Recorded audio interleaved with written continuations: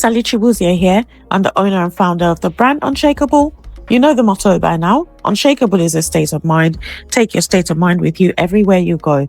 Be unshakable. Be in truth with yourself. Love yourself. Welcome to another episode of Chronicles of Unshakable Truth. And if it's being published when it should, means today is my birthday.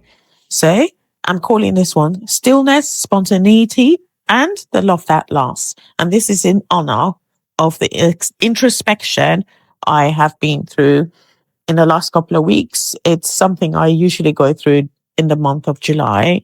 And I have some thoughts I'd like to share with you, especially around the love that lasts and how this came about.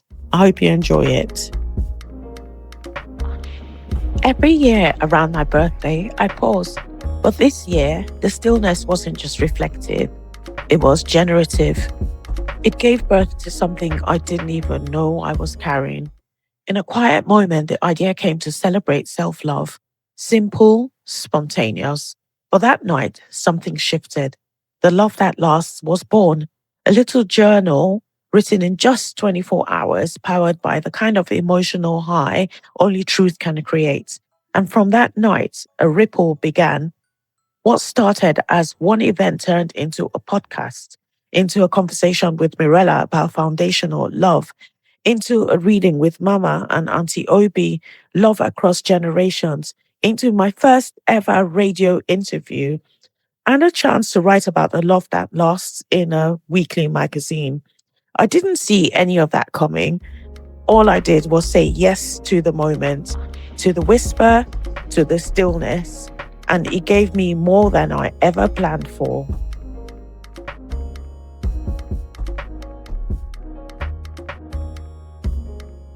Right?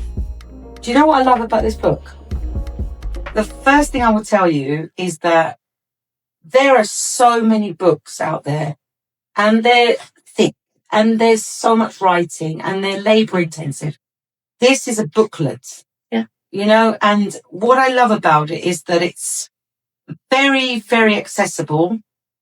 It's broken into different parts, which means you can come back to it. You can look, you can thumb through it. And I love the different chapters because I'll give you, let's just see where I end up, right? Look, the love that held on, friendship and platonic love. Life through storms, their way, hard days, miscommunications, distance. They came to realize that love is not in never struggling. Love is choosing each other again and again, no matter what. So this is about friendship. Yeah. Unshakable quotes. I love that it's tested and still stands in, is not fragile, it is unshakable. Again, this is what I was talking about regarding friendship. It's like when people let you down, but you let them back in, and then they improve, or that's when you think, right, that was worth taking that risk to let them back in.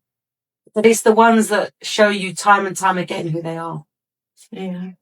And that's when you have to remain unshakable by saying, if I keep letting this person into their life, they will break me. Because there are toxic people out there. You know, and it's a bit like you have a ceramic pot, you know, you can chip it, and then it might break, and you can piece it back together with super glue. But there'll come a time when there'll be so many breaks that you have to discard of it. What's the word? Irreparable. Irreparable, exactly. Even if you do that whole Japanese, what's it called? Kintsugi. I love that. Me too. It's such a beautiful thing to do. But you have to go through it to understand it. You do. So I think it's a personal journey, actually. And, you know, those who get it, those who don't. And that's fine. I think, as with everything in life, unshakable means different things to different people. Yeah. Self-love will also mean different things to different people. I can't believe we spent the whole night talking and we haven't mentioned one of the most important songs, which was when I was growing up, was one of the songs where I first understood the term about self-love. The greatest love of all? Yes. But how do you explain that to someone? You can't until they understand it, yeah. So that's why they've got to read the book. Start from that. Absolutely. Read this book because the best thing about this book is these little sections that they ask questions on self-reflection, like, have I ever sacrificed too much of myself in love?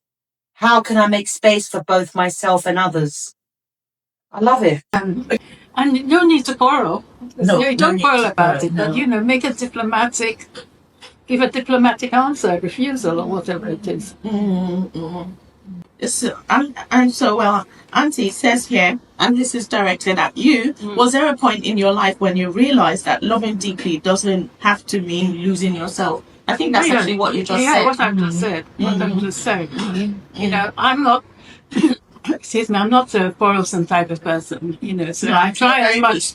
I try to be diplomatic in my refusal. And leave it at that. So you make it sound nice. Yes, Or I you try. make it sound gently. I do try that, but Do you ever have to be forceful for any reason? Because sometimes you have to put your foot down. Yes, sometimes. I mean, I think about a recent friendship that I cut off. I wasn't forceful, but I just stuck my grounds, because the thing was not, it wasn't helpful, It was definitely, when I say helpful, I don't mean financial. Like you just said, it's emotional or, my stability, my mental stability. I didn't need that kind of hassle. So you can cut them off diplomatically. And so I trained through a lot of grief, a lot of pain, and a lot of self-reflection as well. So something like a marathon is a test of resilience, is a test of your strength, and it's a test of your mental stamina. So in that time, there is a lot of introspection going on. And so I think that's when this thought was born in my mind. Valentine's week, I had a few of my friends round at a restaurant where there was this live singer. And in between her songs, I did, the quotes, like I said, and I did like a very short, insightful, impactful, thought-provoking story, 5 lines, it's just a short story, So for example, there's a woman and she looks in the mirror and she never sees beauty in herself. And she did start to say to herself, I am enough. And she started to believe it and she started to realize, and things changed from there. So I think the idea behind that was to say that you can't rely on another human being to make you feel whole. You have to you have to bring yourself whole into any kind of interaction, be it friendship, be it, romantic entanglement or, what have you. You have to come whole. You can't derive happiness from someone else. I think it's an unfair.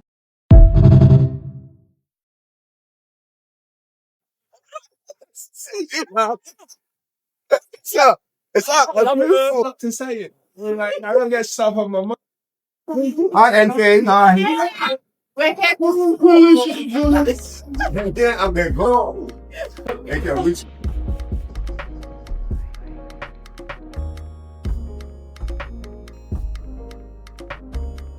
How come you love is more stable? Okay. Question. Valentine's Day. Do you love it or hate it? I have mixed feelings about it because I'm a hopeless romantic. I love flowers and chocolates. However, today's world is so messed up. It's so messed up. It's tragic. Is that also strategic? Are you looking for flowers and chocolates? I actually feel some people buy themselves flowers. It's just Valentine's is spam. Yes. It's cheesy as fuck, man. But saying that though, I do have friends. My friend in Lagos, Janya. Hi, Janya. I'll go check out her page, yeah? Okay. Because first thing in the morning, we're going to see like a big bunch of flowers from Chukuma, her husband. It's a perfunctory things, I'm sorry. I mean, it's not hard to set a reminder to send flowers. Everything can be automated. So it's not really, I'm not diminishing the young... Hey Siri, please set alarm. So this friend of mine said, I would always marry somebody I'm compatible with, not somebody that I love, right? Yeah, it's all about compatibility. Compatibility, because that's what it's supposed to keep it. The friendship. And only if you're compatible would you be able to compromise. And then,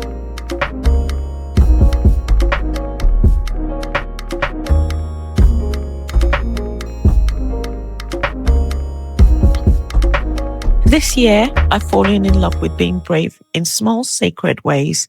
I've learned to trust the ideas that arrive unannounced, to honor the voice that speaks only when I'm still.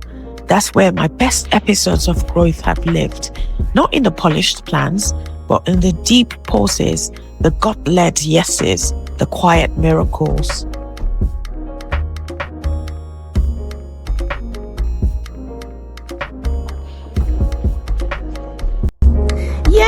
I signed my book for the very first time.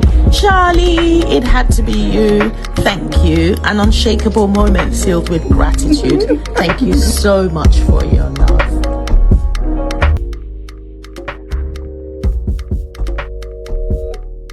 Also, to the ones who hold space for me quietly, who may never feature on this podcast, but whose love lives in every episode, I see you, and I'm so, so grateful.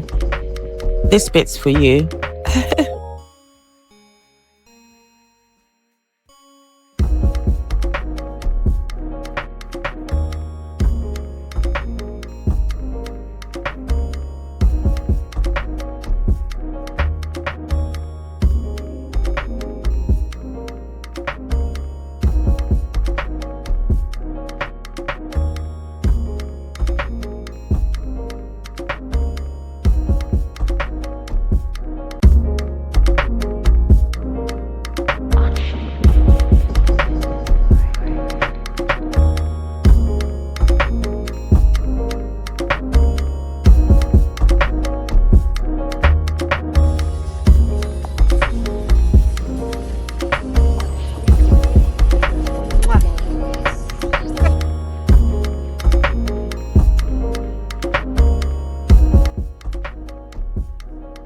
I hope you enjoyed that.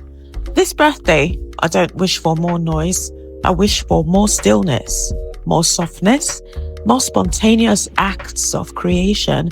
To my tribe, those who come to my events, repost my podcasts, buy the books, or just send a quiet prayer my way, thank you. You keep me grounded. You keep me dreaming. I don't know what the next season holds, but I know I'll greet it the same way I greeted the love that lasts, with open hands and a heart ready to bloom.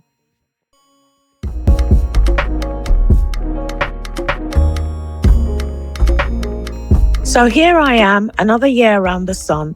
And if there's one thing this season has taught me, it's this. The most powerful things I've ever created didn't come from strategy. They came from stillness, from trusting that quiet voice, from choosing to act on the whisper before doubt could talk me out of it. The love that lasts was exactly that.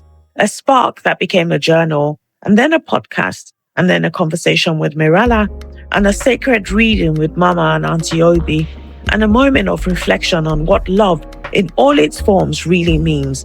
One night, one idea, and suddenly a ripple of becoming. So, I used to crave the big miracles, the ones that make headlines, but now I've fallen in love with the quiet ones, the ones that touch someone deeply, silently, like the Airbnb guest who cried, or the young woman gifted this book after losing her mother. That's the magic I want to live in, the kind you can't track on charts, but you feel in your bones.